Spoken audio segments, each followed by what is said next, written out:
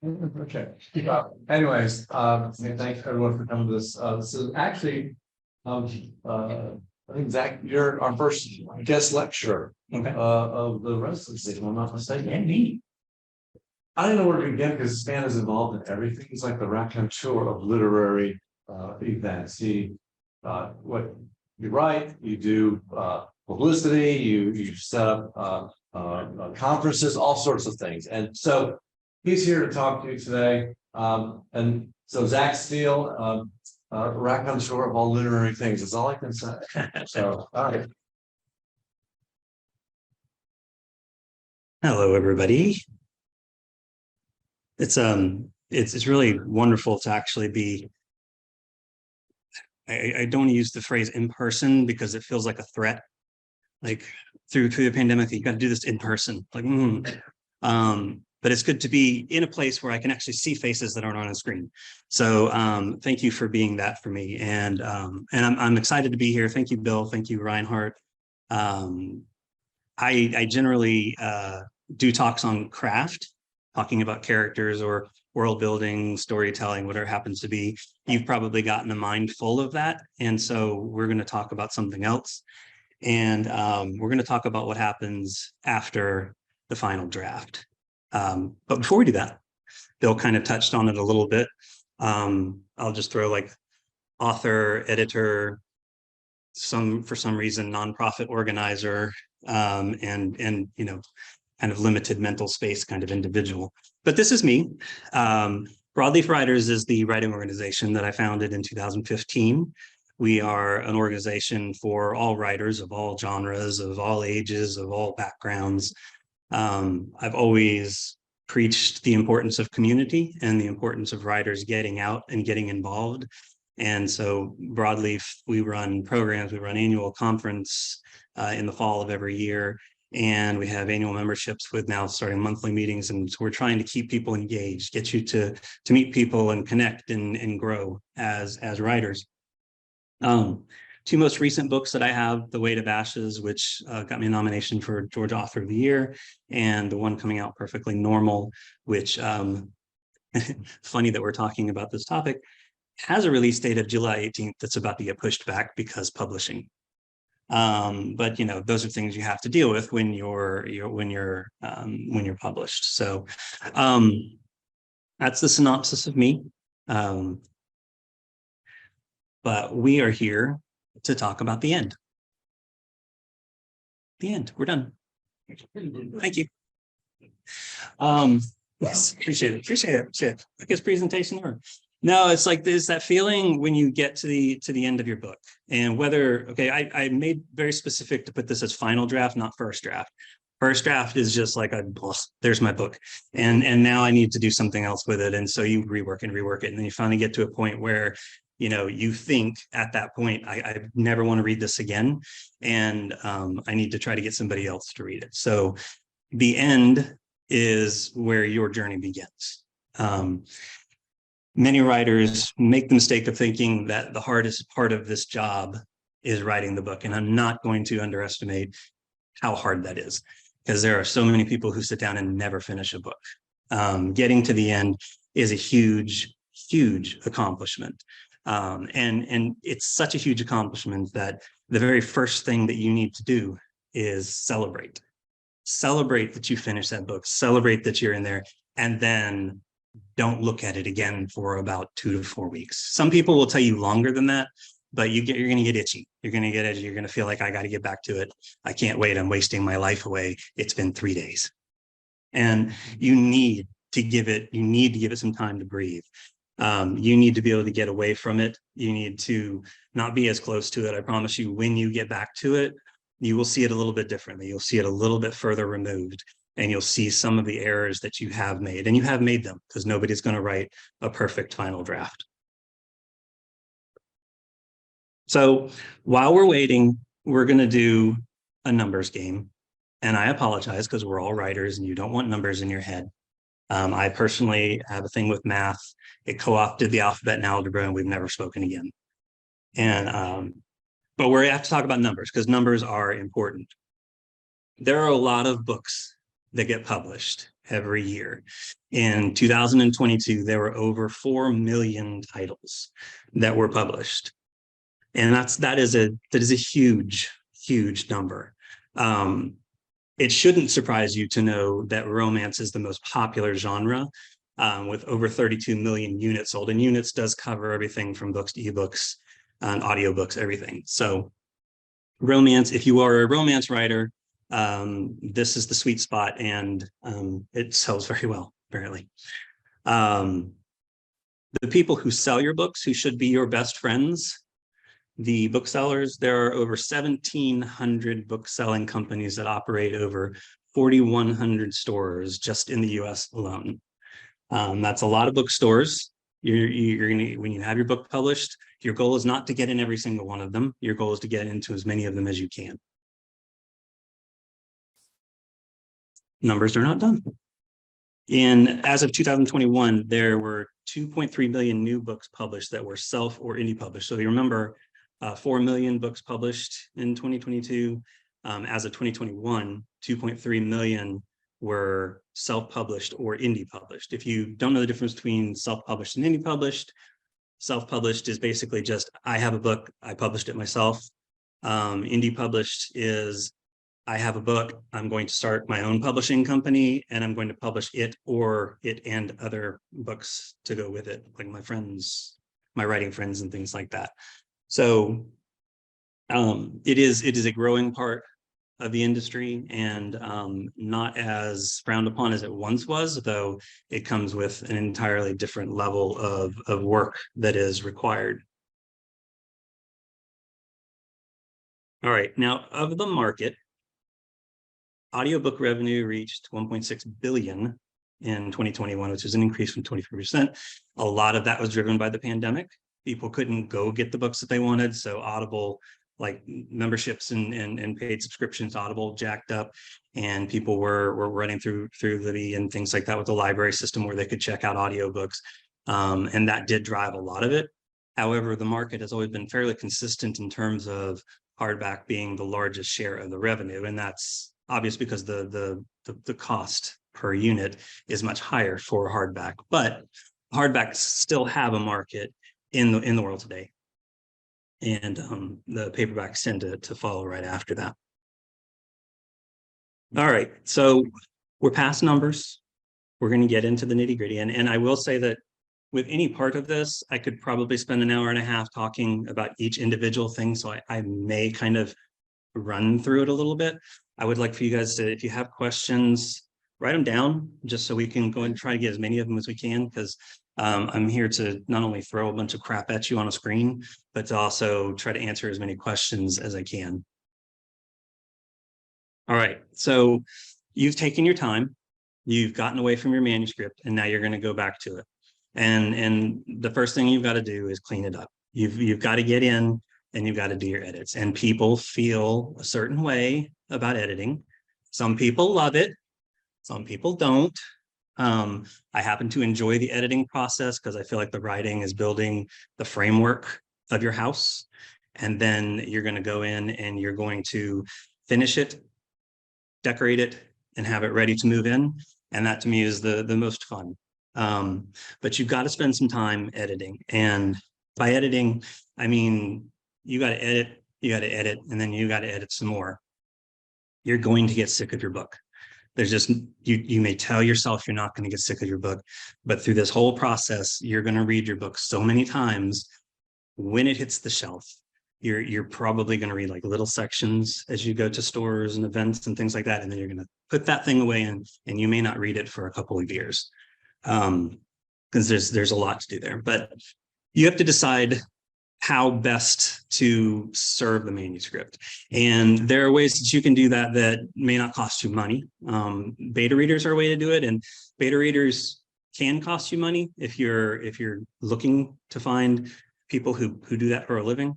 But most of the time, your beta readers are going to be from two subsects. One, you want readers, and I highly advise you to steer away from family unless your family is like mine and are very opinionated and willing to share those opinions with you. You don't want somebody to read it. You don't, like my mom would read it and go, "It's really good, honey." That doesn't help me, but thank you. Always good to please the mom. But you want to get readers who read a lot, and especially read in your genre.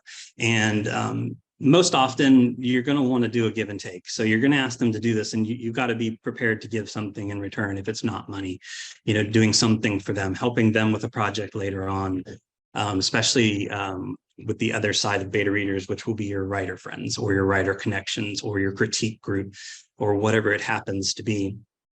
You need to have as many eyes on it as possible, and try to give these people an opportunity to read. So again, we're waiting weeks again. This whole thing is about waiting. So we're just going to wait some more here. Let them read it, let them get their thoughts together, but make sure you've given them proper instructions on what you're expecting.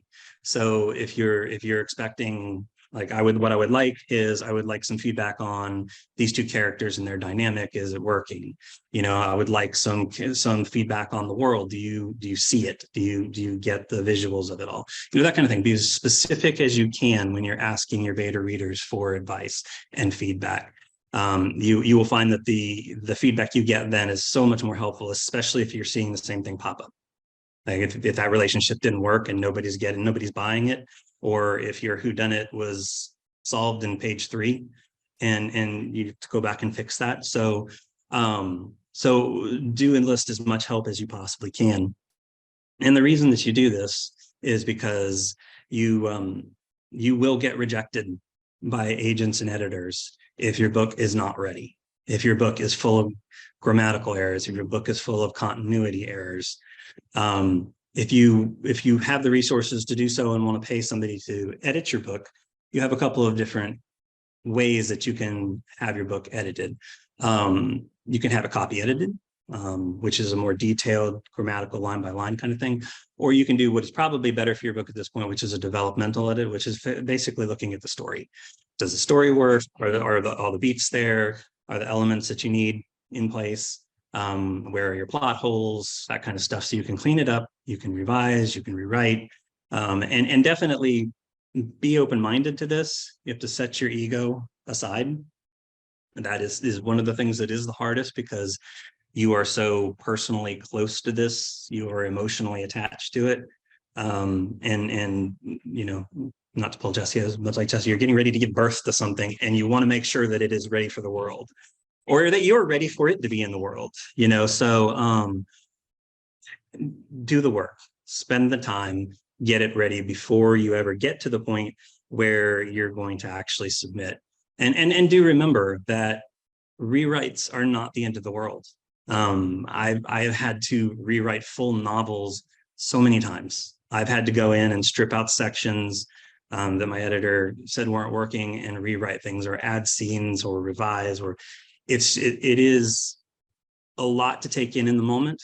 So when you get that feedback, when you get that moment, you find you have to do some more work, take a break, step back, look past the hurt, hear the words, and then get back to it. Because it's a bit like a boxing match. You're going to take some hits, and you got to be able to take them and keep moving. But once you've done all this, once you're done, celebrate. Take the time. This thing's ready to go.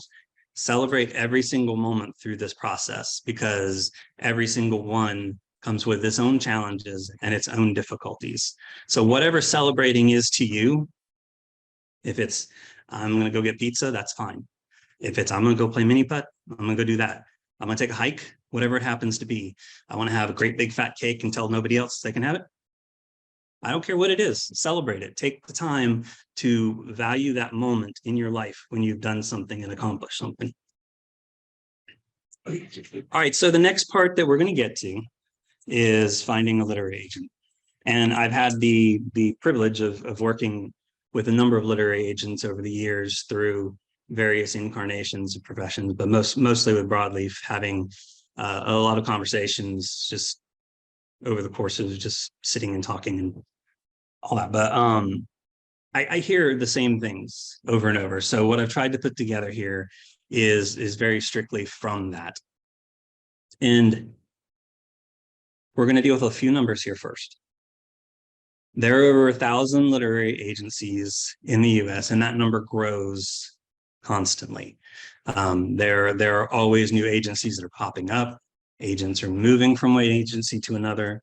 You might get an agent and then they might move to another agency, and either you get moved to another agent in that agency or they have the rights to take you with them. It's there's a lot of moving and shifting and growing within the literary agent world. But the odds, and I tell you this not to be negative or to make you worry about this. It's just important that you know this. It's like the 4 million books that are titles that are published each year. The odds of getting with a literary agent are 1 in 6,000, which does not mean that you're going to send 6,000 queries out and only get one hit on them. It just means that statistically speaking, that agents receive so many queries that you're likely to be 1 in 6,000 with that particular agent. So the numbers diminish a little bit as you get, it's not quite as high as 1 in 6,000 as you get into the overall scope of submitting. But this is the main reason to tell you this is that, one, you have to have your expectations in place. Know that this is a process that you're going to work through. You may hit it right away, you may not, but you're going to have to submit a lot, and it's very important that you do. Word count is a huge thing. A lot of people don't know what the word counts are that are expected, that agents and editors will expect from the book you're writing. It does not mean that this is a catch-all thing. There are outliers to everything that I say here. But generally speaking, what you're looking at is for middle grade books, anywhere from 20 to 60,000. And it's such a wide range because you have everything from early readers and chapter books all the way up to high middle grade. There's low middle grade and high middle grade, and I think new subsects of it always pop out of it. Young adult, which has become a very huge part of the market, is 60,000 to 90,000 words. Again, you can come a little bit under, a little bit over. During the editing process, you're either going to lose words or gain words anyway. So most agents and editors are going to be very flexible in that. But as we were just talking about, if you present 120,000 word work of fiction, they're probably going to want you to work that down so that it's more in that 90 to 100,000 range, which is acceptable, especially for debuts. They're going to want you to fall in line with that. These numbers, by the way, that I picked here in specific are in Save the Cat Writes a Novel. If you're not familiar with it, it's by Jessica Brody. I have a resource sheet that I'm going to hand you guys at the end. It has some books that were recommended from the Broadleaf board of directors, which are published authors and writers that are looking to be published, and some of their favorites on there. But I highly recommend it because it talks a lot about story beats, and that's a storytelling conversation, but it is something to be aware of and helps you understand what needs to be in a story. But this word count chart was in there. It's also on a number of other resources too. Other ways that you can stand out. First and foremost, you need to know your genre, not just know what you're writing, because it is important to know what you're writing, but also know what other books are being published in your genre. If you're writing commercial fiction, you should be reading a lot of commercial fiction. If you write fantasy, you should be reading a lot of fantasy, YA, and so forth. The reason you do this is because it's going to help you understand what it is that agents and editors are looking for in your book, and it's going to help you understand what you need to do to make sure that you are seen. It doesn't mean that you have to copy everything. It just means you need to understand the market and understand your genre. The other thing that is absolutely important is targeting the right agents. And one of the things I hear from literary agents on what gets a writer rejected the most often is queries that are sent to agents that don't even represent that work. Or if you didn't know your genre and you called it literary fiction, and they represent literary fiction, but it's actually YA and they don't represent YA. So it's very important, these two things, that you know the genre that you're writing and that you target the right agents. And a very easy way, if you're looking for what agents to actually query that would be in your genre, you can go find library or bookstore, whatever, find the books that are similar to yours. You're going to need to know those anyway, because you need comp titles, and anybody here not know what comp titles are? Okay, Comp title is something that an agent is going to ask for in a query. It is, what is your book similar to? If you're writing fantasy and it's magic, don't say your book is similar to Harry Potter, because that's, strangely enough, was published 20 plus years ago. And you don't want to try to compare yourself to something that's a couple decades old. What they want is books that are similar to you that have been published within the last 3, 4, 5 years. Because that's where the market is still. And so they want to know who you're comfortable. So look for those books and find the acknowledgements. There's very few authors that are ever going to write an acknowledgement without putting their agent's name in it, because they play such a huge part in getting them there. So find those agents and then go look them up. Make sure that they still represent what it is that you write, and then query those agents first. And then there are other ways that you can actually do it. Query Tracker, Query Manager. I have them on here, I think.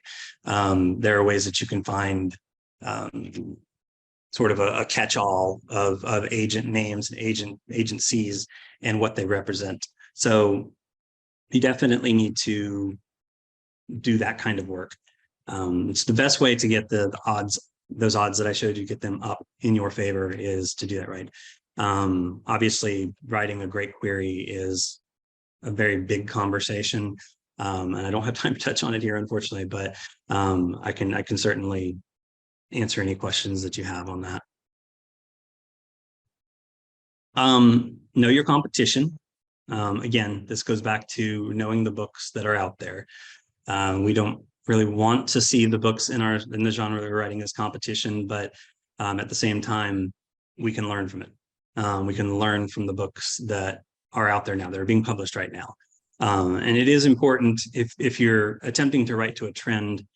I'm not going to use vampires as an example, because we've always had books on vampires, but if you think about things that are being written now that are hitting big, don't try to mimic that, because in 2 years it's going to be something different. And as you'll see, this process is multi-year, and you don't want to try to write something now that's not going to be a trend 2, 3 years from now. So know what's out there, know what the competition is in your genre, learn as much as you can from those writers and what they're doing to succeed. And again, that will also help you determine comp titles. And then learn to be a great storyteller. You know, it's really nice to know how to write well. It's very important to know how to write well. You can get rejected on bad writing, and you can get rejected on bad storytelling. But if you know how to be a great storyteller, if you know what elements are needed for a story, you know, inciting events and your themes, and you know what say the cat writes calls it the dark night of the soul means, and things like that. It's not a formula. These are things that need to be in a story and need to help pull your character through. If you know these, you're more likely to get a publishing contract as a great storyteller and a good writer who's learning to be better than you are to be a great writer who can't tell a story, if that makes sense. So it's very important that you learn storytelling, and I can point you to a couple different things that we with Broadleaf have. One, you know, sort of self grandizing here, but I have an art of storytelling seminar that I did, and I put the parts to it on my YouTube channel. And then with Broadleaf, we do a series of programs called Right Now, and they're all archived for free on the Broadleaf YouTube channel. And one of them was done by John Adcox. He did the Storyteller's Toolbox, I think is what it's called. He talks about the 4-act structure versus the 3-act structure. And again, we go back to the Gollum picture. People have feelings about that. He definitely does, but he knows story, and these are people that you can learn this part of the craft from. And it is very, very important that you learn to be a great storyteller. If you need, you know, to kind of learn some of the art of storytelling, and you want to do it visually, and you are friends with anybody who does, or have connections, or see any of these oral storytellers that go and do shows around the city, I would recommend, if you're nearby, to go check them out. Watch somebody on stage do it, or if you've ever gone to slam poetry and watched them put the emotion into a great story that they're telling, it really helps awaken that in you and help you understand how you go about putting a story together, and seeing somebody do it always helps. Find your voice. And one of the things that beginning writers will do a lot, and this is okay, is mimic something that they love. For me, it was Terry Pratchett and Douglas Adams. Loved Terry Pratchett and Douglas Adams, and I wanted to be just like them. And so when I started my writing journey, that's the way I wrote. But it wasn't really my voice. It worked, and I could be funny doing it, and people liked it, but it wasn't getting me anywhere because it wasn't me. I didn't actually start to evolve as a writer and start to move forward as a writer in my publishing career until I began to take the things that were in me and turned them into story. It doesn't necessarily mean the things I experienced, but the things I feel, the things I have experienced within, and used my literal voice to find a way to put it on the page. So don't be afraid to be yourself when you're telling a story, because you will find your voice in doing it that way. And it's so important that you do, because when you walk into, okay, did anybody have a grandfather that was a really good storyteller, or a father, or parent, anybody, really great storyteller, and you just got sucked in when they talked and you can still hear them to this day? Terry Kay was one of those writers that, if you've never read Terry Kay, read Terry Kay. I loved to just sit and listen to him, because his voice talking was no different than his voice writing. And he was such a great storyteller, and he could pull you in on the page. He could pull you in and make you feel like there's nothing else in the world. And that's what you're looking for. You're looking for that voice that is uniquely you, that tells the story that is yours to tell. Have a great hook is another way to stand out. Your hook is, there are two things that you look for: high concept and hook. If I took Harry Potter, the high concept is magical school, or a school of magic. The hook is young boy living a normal life gets pulled into a world of magic and into a school of witchcraft and wizardry where he discovers that he is the chosen one. That's your hook. It's usually just like one line, and there it is. And if you'd like to learn about hooks and high concepts and things like that, I highly recommend You're Going to Need a Bigger Boat by Houston Howard. Again, it will be on this sheet. He speaks a lot about transmedia, which, if you're not familiar with transmedia, is taking stories and moving them across various means: comics, graphic novels, audiobooks, podcasts, and movies, TV, whatever it happens to be, but pulling stories from your story and putting them elsewhere. It's the kind of the wave of the future of publishing, to take a book and make it so much more. But that's a fantastic book to learn a lot about hook and why it's so important in getting your pitch ready. Have a strong platform. Now, does it mean social media? Yes, it means social media. Does it mean social media? No, it does not. If you're writing nonfiction, agents are going to want you to have a strong social media platform, because you have an audience built in for a nonfiction topic. If you're writing any variation of fiction or the genres that go with it, it doesn't strictly mean social media, though those numbers are important. So if you have huge followings, and by huge, I mean, I'm talking something that's in the thousands for each particular one, you can cite that in your query, but it's not as important as the story when you get to fiction. The platform that is largely looking for pertains strictly to audience. And if you do anything in that, if you're writing a book about autism, for example, and you work with kids with special needs, you're a speech therapist, or you're something within the community, or you're autistic yourself, that's your platform. That's what you use to reach your readers. If you're writing a story that is fantasy, and you want to be able to reach people who love fantasy, that is your platform. So what are you doing to try to reach those people, or what are you doing in your book to try to reach them? One way to help you determine that, it also helps you with theme in your story. My editor at the publishing house I'm with said this so brilliantly, that if you're writing fiction, you want to pretend that you're going to go talk about your book or pitch your book as if it were nonfiction. For example, The Weight of Ashes is about a young boy who's older brother dies and he wants to steal his brother's ashes and take it to the witch on Spook Hill and have him resurrected, right? Which is this big story that's all in there, but it's about grief.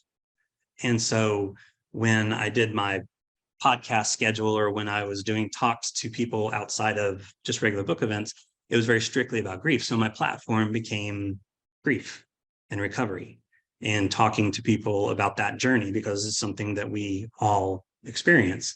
And so that was what my publisher wanted. That was what they wanted me to do. They wanted me to go forward talking about this because that was central to the book. And so it'll be very important for you to determine what is central in your book, what is your theme, and that will help you define what your platform is. And if you're doing something that benefits it, you can put that in your pitch, in your query. Most importantly, as I said, you need to have realistic expectations. Know that this is, short of the occasional golden ticket, this is a journey. This is something that you're going to be on, and it's okay if it takes a while. It is okay if you have to go back and rewrite. It's okay if you have to go work on the next book, because you should be. You have to know that you're going to be relentless, and you're not going to give up no matter what. And you're going to keep pushing, and you're going to keep learning, and you're going to keep growing, and you're going to keep trying, and that you're going to get there. That's the only expectation I would advise that you absolutely keep. I am going to get there. That's all you need to know. But in the meantime, give yourself some space, have some patience with you, and continue to work on it and to try to grow with it. And then again, learn some more. One of my favorite things to hearing is a writer who tells me that they've learned everything they need to know to be successful. And I congratulate them. Well done. You can retire now, because that's as far as you're going to get as a writer. There is no point at which you cannot learn something. You could publish a dozen books and still go to a conference and have a conversation with somebody that opens you up to a part of writing that you didn't know existed or never really thought of that way before. So continue to learn along the way. Learn, yes.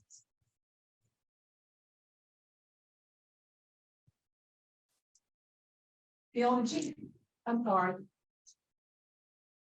You do have some class. I think. Well, then Bill knows everything that. Then Bill knows everything he's going to know. No, I know I'm sure he didn't mean that, but yeah. So I just yeah. Continue to explore and learn. Go to programs, go to conferences. You can have, again, multiple books out, and if you're not there as a speaker, you can still go. Probably going to be able to get in for free if you published enough books. But go and learn, grow, talk to people. And this is why it's so important that you get involved in a writing community and connect with other writers. You guys are doing this here in this class, and you can make friends and connections that can help you through this journey going forward. And it's so important. You may meet somebody that completely changes the way you see writing, and never quit learning. That's part of that be relentless thing. Just never quit learning.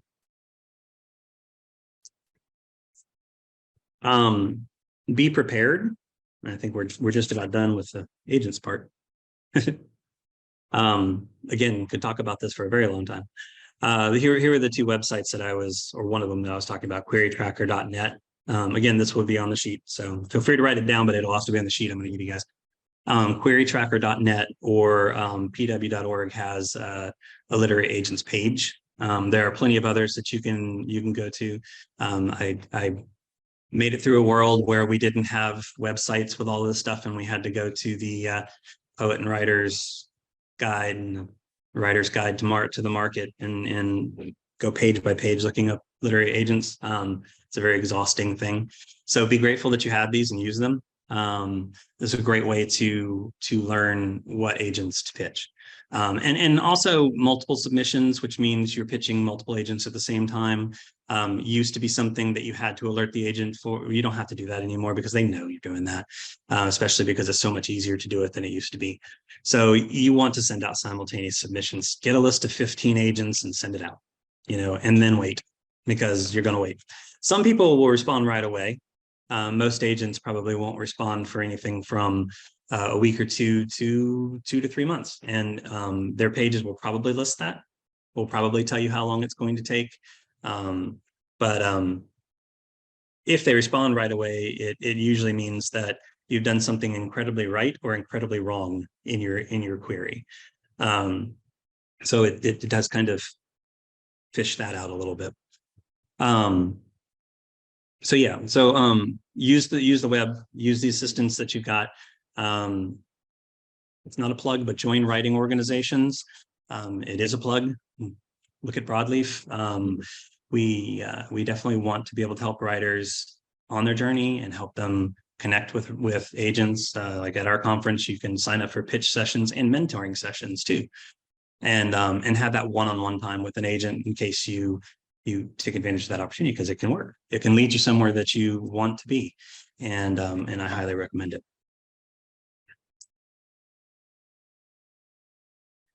All right. Working with a literary agent. So you've got the literary agent, you got that wonderful message, you got that wonderful phone call, you got that wonderful news that an agent wants to represent you. So when that magic day happens, celebrate. Celebrate like you've never celebrated before. Yeah, if you want to do that, that's fine. I can't do that. I tell people I don't have bad dance moves. I don't have any. So that you want to wear the wig? Yeah, no. I fortunately have a stepdaughter that has many wigs, and she likes to put them on me. They don't look good on me. I doubt that one would look good on me either. But yeah, anyway, so celebrate it. This isn't the last time you're going to hear this. Celebrate it. You got an agent. Celebrate it. Now, what to expect when you have an agent, or when you're expecting everything from your agent? Here are some things that you definitely need to know. Generally speaking, an agent's commission is 15%. So that's 15% off of everything that you would make, whether that's an advance or royalties, and they're going to get their cut. They're going to earn it because they're going to do a lot of work. I don't have an agent. I've been fortunate, and I kind of, to this point, have circumvented this part of it. But an agent is not only editing assistants and your submitter to the agent, to the editors, but they can be your mentor, they can be your therapist, they can be your, I don't know, friend. I don't know. Some of them are nice. Some of them, actually, I would say some of them are not nice. Most of them are nice, but they deal with contract negotiation. They pitch to the editors, 15% what they take, editing, mentoring, and reluctant life coach. And they are your reality check because they will help keep your expectations in line. Through this process, as with before, you have to remain open to changes and recommendations. Does this mean that you always have to take every recommendation? No, but you have to be open to it. And if you don't want to do it, you have to be able to articulate that in a non-aggressive way. You're not going to yell about it. You're going to get your thoughts together. You're never going to respond to critique right away. You're going to take a breath. You're going to digest it. And then you're going to compose yourself and your words. And you're going to work through it because they're there to help you make it the best book as possible. You'll hear me say that again. They're there to help you make it the best book it can be because they want to sell it as much as you want them to sell it. And most importantly, keep writing. You've got the book, you've got the agent, but one book does not a career make. So keep writing. Go back and write some more because it is very possible that book doesn't sell. It's very possible that it doesn't sell for 2 years. It's getting the agent does not guarantee you a publishing contract. It certainly puts you at the front door. So you need to keep writing. Get that second book going. Talk to your agent about what you're working on. They're going to help you work the story through and make sure that it's something that they want to represent And that is good for you as a brand, is good for what you're trying to create. And you are a brand. I didn't put that in here, but please remember that whatever it is that you identify your platform is and what you are writing, that's who you are. Like, I love writing fantasy, and my dream is to be a writer of fantasy. I have 2 books that are published as literary fiction. Why? I don't know. It just happened to work that way. And now I'm writing literary fiction. I hope to be able to someday build up enough credit with that to be able to go back to the fantasy stuff that I was working on before and make it happen. But get yourself in the door is the most important part. Don't be so stubborn as to turn away from it, turn away from an opportunity. Find your way in and do that and build up some credit. And then either that part of your brand is going to work or it isn't. And then you can get back to doing what you want to do. Unless you're Nicholas Sparks, and then you just make a career out of it, and you do very well for yourself. But you've got the agent, and the agent makes the deal. This could be either they found an editor that loved it, or the true lottery of them all. There were multiple people who were interested, and a bidding war ensued, and you ended up with a much better contract out of it. But when your book is under contract, what is the first thing that we do? That's right. We celebrate that shit. We go and we really just embrace the fact that we got another step closer to getting that book on the shelf. Never assume that you're done. With that publishing contract, there is still work to do to get it on the shelf. And you personally can keep that from happening if you become a brick wall, if you don't remain open to change, if you don't work with your now editor because your agent has handed you off.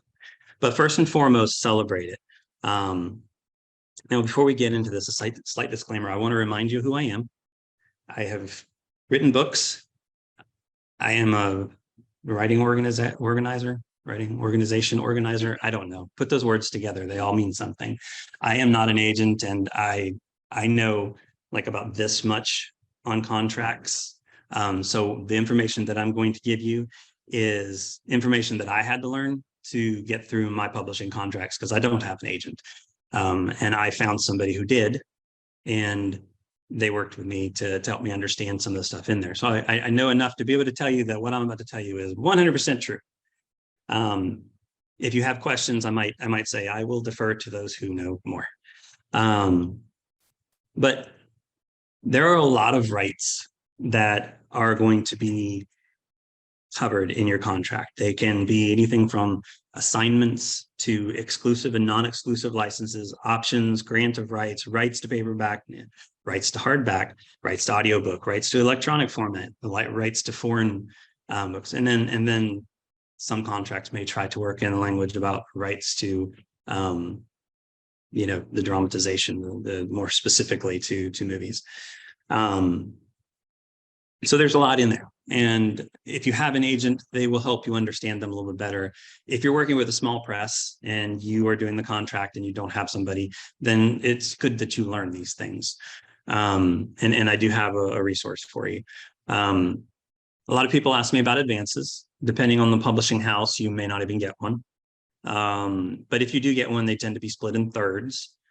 Generally, there's the first third upon signing the contract, the second third upon delivering a set word count of material, and then the third one upon the publisher's acceptance of the final manuscript. And those are important words: acceptance of the final manuscript. If they are not happy with it and you still have work to do, then that third waits. So you got to get it all the way through the process. And then you have your full advance. For those of you who are not aware, an advance is an advance against royalties. Royalties are the money that you make on the units that sell. We'll talk a little bit about what those percentages tend to be, but you have to earn out in order to start getting your royalties if you get an advance. So if you get an advance that's 25,000, then what the publisher is hedging is that over the course of your time with them, and that could be multiple books, that your book is going to sell enough units to be able to make that 25,000 back, at which time then you start making royalties. And royalties tend to be paid, publishers can be different about this, but they tend to be paid in 6-month increments. You'll get a summary of where your sales are at that point. And if you're in royalties, then you'll get paid. And from what I hear from those who've been in the game for a long time, it's really fun to get those royalty checks off of books that you wrote 15 years ago that are still making you money. And I hope that we all get to experience that someday. It sounds wonderful. I think I will celebrate every time I get one of those checks. $1.50, I'm going to go buy a bag of Doritos. In a contract, to no surprise, this is legalese. There are a lot of big words. You definitely aren't going to know all of them. But if you're going to review a contract, whether your agent's letting you review it or you're reviewing it yourself, just be prepared for that. There's a lot of legalese that's in there. It'll cover copyrights. It'll cover marketing language. It will cover information on advanced copies and author copies. And some publishers are actually going away from advanced copies. And advanced copies are, like my book will come out in hardback, and they'll send me the paperback version of it to give out to reviewers, to give out to family, to give out to bookstores, to give out to libraries, to try to get people aware of it coming in. And I think I got on the last book, I got 25 copies of that, and then was able to get some more afterward.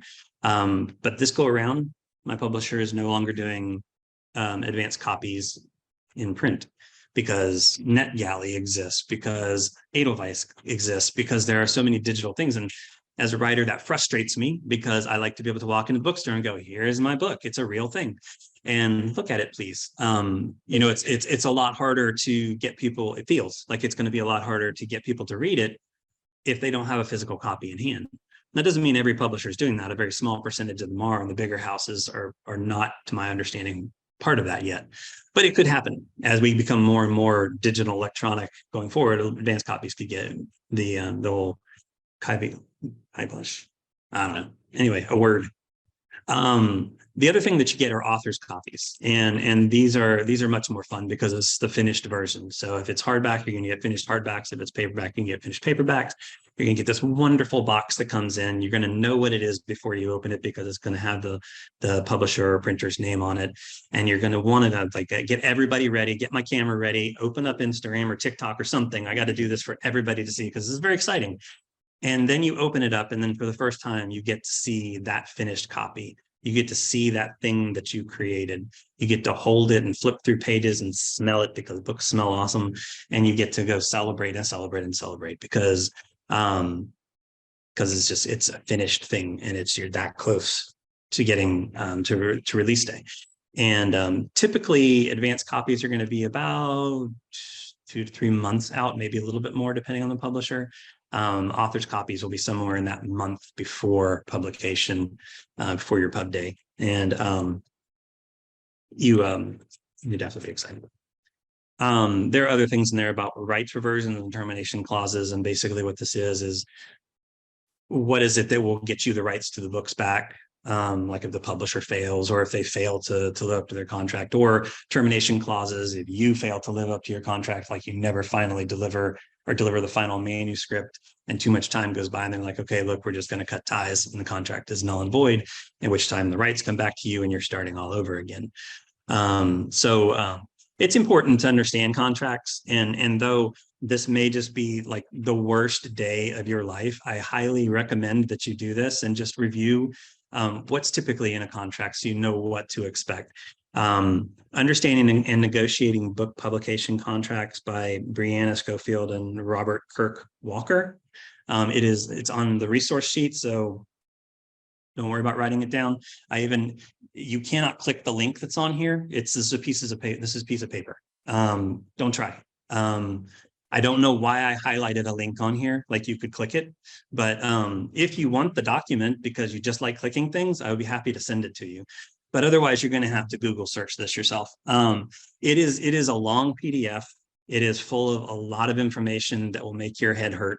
But it's very important that you understand, because back to that learn thing. It's not just the writing, it is the whole process. Learn so you know what you're up against. It might actually even help you shape the way you pitch your book. You never know. So I highly recommend that you look that up. And you know, talking about head spinning, this is where the rub comes in for a lot of people. And this is why self-publishing and indie publishing has become such a popular thing, because it feels so enormous, and you can go through it for so long that you just don't want to deal with it anymore. Or you start to learn things like, I'm going to get 10% of every hardback that sells. I'm going to get 7% of every paperback that sells. Now, ebooks are great because you could get, depending on your contract language, you could get as much as 50% on it. Audiobooks are like 25%. That's not a huge cut of the pie, especially when you start considering that your agent is getting 15% of that. So people will start thinking, I can just do this myself. I can do this myself. And you know, a lot of people do that, and some of them find some success. And you're going to make about 70% off of every book that sells, depending on how much money you put into it otherwise. Like, how much did you pay an editor? How much did you pay for a cover design? How much did you pay to have it set? You know, all this kind of stuff. But you're going to make a much bigger cut of each one of those books that sells. You're going to do it alone. You're going to do it completely with everything on your shoulders. You're not going to have a publisher with an editor and a publicist for those publishers that have those. You know, you're not going to have if you have an agent, you're not going to have an agent helping you through the process. You're going to do everything on your own. I mean, it is important to note that whether you go through a publisher, traditional publisher, or whether you publish yourself, these days you're doing a lot of the promotion yourself anyway. You know, the work doesn't stop just because you finish the book. It doesn't stop just because you got the agent. It doesn't stop just because you got the publishing contract. Even the big publishers are expecting authors to carry a heavy load in terms of their promotion publicity, because we live in a social media age where it's much easier to proliferate advertising and promotion than, say, in the old days when you had to just literally buy an ad and wait for it to go into print. Or buy ads on a website. You know, there are ways for you to learn, whether you're going the traditional route or indie route. There are ways for you to learn to promote yourself. We just had one with one of our board of directors, who's marketing guru, and she knows algorithms inside and out. She knows TikTok, she knows Instagram, she knows all this stuff, and she had this wonderful talk on how to broaden your reach. And these are things that you need to learn how to do in this particular age. And if you are very anti-social media or anti-seeing your face on screen, like some of us, then maybe you have to find some other way to do it. But no matter what you do, the work of this is going to be on you. Again, self-publishing and indie publishing is a big conversation, and we've done whole day seminars on it before. But if it's something that you feel is right for you, then look into it. It does not have the stigma that it once did, but you will find it harder to get into bookstores and things like that. So there are pros and cons to everything. You just, in the end, make a choice that you feel is best for you. But for those who get the publishing contract or have paid out for an editor, here are some tips on working with an editor. For the publishing part of it, depending on the size of the house, it could be 12 to 18 months before your book hits the shelf once you have the contract. So from the contract to ticking clock, 12 to 18 months. And we're going to assume that the book was not requiring a lot of revision before this process started. So if it's like a finished final product and ready to go through editing, then it's about a 12 to 18 month process. And it's important to remember that, because again, we go back to what I was talking about with trends and how you don't want to write to trends, because so much can change in the time that it takes for you to actually get on the shelf. So, you know, buckle up. We're waiting again, and we've got a lot of work. You're going to read this book again so many times of this process. You're going to be done with it. You may or may not have input on the title or cover. Some people are fortunate to like be really good at generating titles that publishers like, and therefore they don't have any problem with that. But oftentimes a publisher may go, no, we think that its title is this. And then you go, okay, you're the one paying for it. Or I'm going to fight for it because of this reason. The cover design, most of the time, you're not going to have a say in this. And that can produce some results you're not always happy with. And you kind of have to roll with that because you find the areas that you want to choose your battles, I guess, as my mom would say, choose your battles. So the process is very easy in terms of looking at it in words.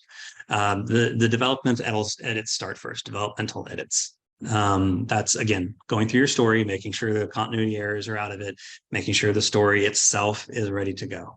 Then you're going to get into copy and line edits. This can actually be 2 different edits, or depending on the size of the house, it could be 1.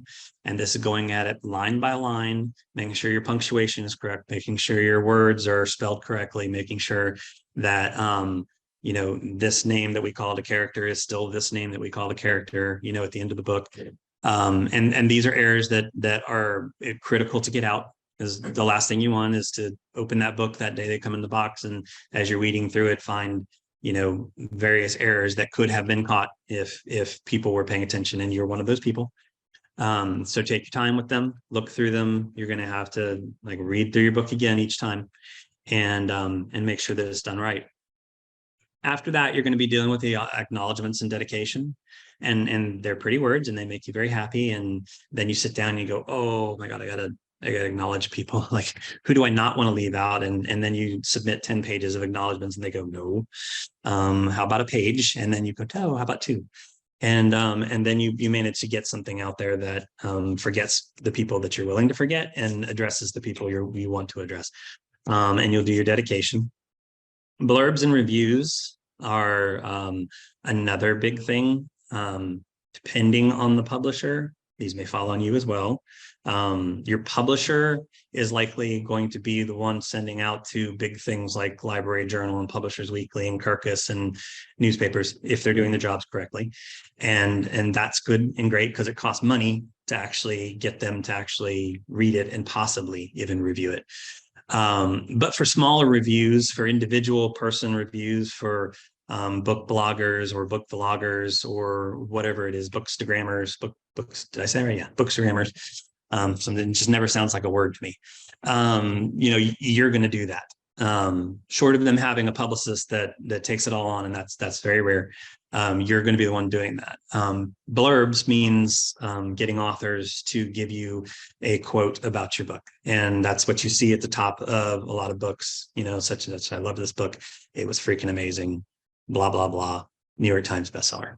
And you're not always going to get people who are on the New York Times bestselling list or the USA Today bestselling list. But, you know, as you build up some credentials and get to know people, it becomes a little bit easier because you play that connection game. The important thing to remember when you do get to this point, and when you get like a karate chop, when you get to the point that you're actually going to do this, remember that as you're asking people to beta read, and when you get to this point and you're asking people to blurb your book, immediately volunteer to do the same for them. They may never take you up on it, but you need to make sure that you're willing to play that game. You can't expect somebody to do something like this for you if you're not willing to do the same for them. So just something to remember when you do that. But, you know, it'll be on you to find a lot of these blurbs from people. And generally you go try to find at least 4 to 6, and then they whittle them down to smaller parts and use them. Publicity is something else that is going to fall, like I said before, largely on you. Think of like the commercials that you see for James Patterson or Stephen King, or name another A-list author here that's going to make them millions of dollars that they don't actually need to do commercials about.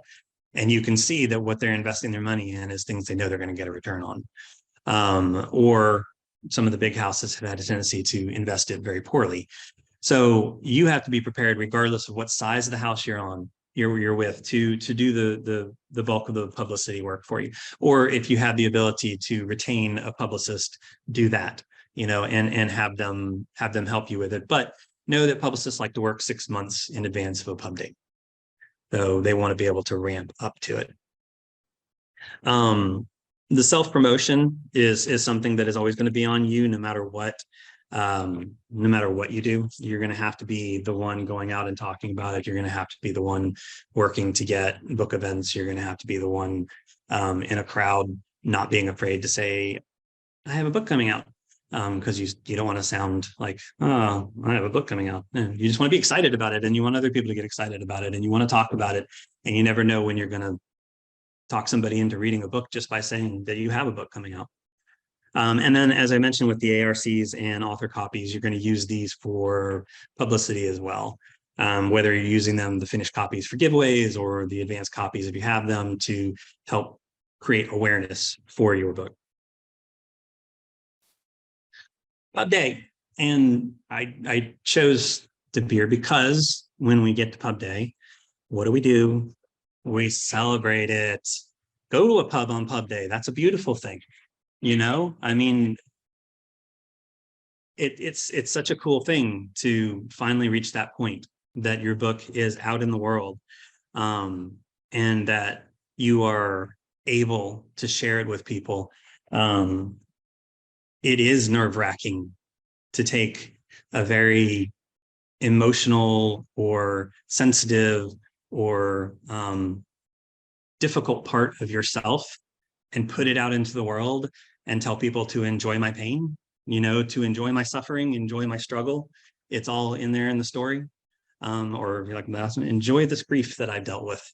It's very difficult to hit that point where you're sharing these words with people who now have to tell you what they think of it in reviews, which you're going to get tired of telling people to put reviews on Amazon or Goodreads or Barnes & Noble or wherever else, because people won't do that if you don't bug them about it.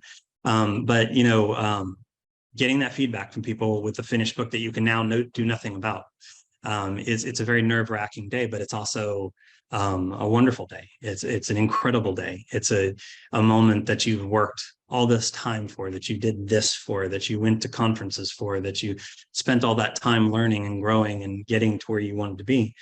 And most importantly, take a breath.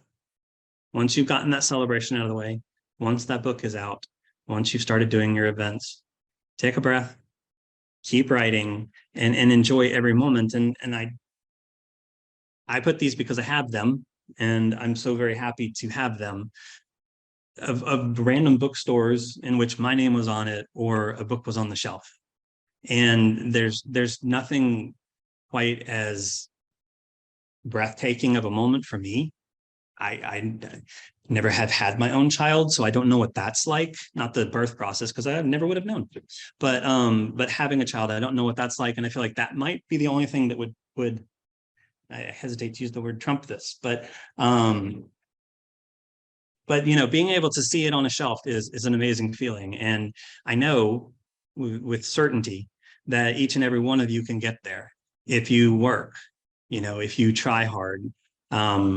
It's fun to be here. My dad tells this story about me when I was a kid, because I was such a lazy kid. I probably could have gotten here so much earlier, but I was just like completely lazy. Like, nah, don't want to do that. And it was summer, and I was on the couch when he was leaving for work, and and I remember this. He's like, "Son, have a good day, and if you would mow the lawn, that would be awesome." And then he left for work, and he came back, and I was on the couch watching TV, and he said, "Did you even move today?" And I didn't even answer that. I just kind of turned around and I said, isn't it funny how work gets in the way of having fun? Like it does, but you got to do it. You've got to earn it. You got to work hard for it. I'm not that young kid anymore. I've had to work a lot of years to get to this point. I have benefited from starting a writing organization in that I've gotten my contact list up. I'm connected with so many writers, not even published authors, just writers that I can talk to, writers who know what I've been through. And Jesse and I were talking about this earlier. It's like there's nothing that nothing that will make you feel at home as walking into a conference or a room full of writers who know your journey, who experience what you experience, who are trying to get to where you want to get to.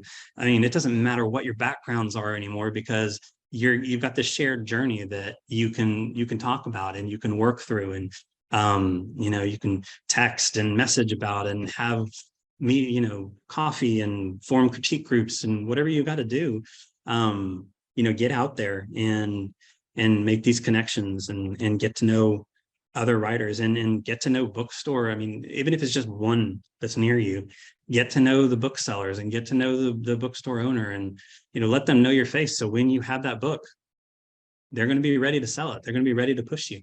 That's just part of what you have to do. I mean, and you don't even have to get in and talk to people, which, okay, most writers are introverts and we don't relish the talking to people part of it, but they do book events all the time. So go and do book events, be inspired, be somewhat frustrated because there's somebody up there talking about a book and it's not you, use it, go back and work some more. Everything that I've told you is a lot of information, and it's a lot of things you need to know and a lot of things you have to be ready for. But I will be the first to stand up here and cheer the hell out of you as you go on this journey and tell you that you can do it. It doesn't matter how hard it is. It matters how hard you want to work for it. And if you will go out there and do the work and connect and try to become a better writer than you were the last time you wrote a book, and you should, every single book you write should be better than the last one. Then you will get there. You will continue to grow. And I think that's it. I feel like I could go on. And I also feel like this is the most boring topic in the world, because nobody wants to be inundated with stats and data and waiting and all the things that you have to do as a writer other than write, because writing the damn book is hard enough. Okay. I'm done now.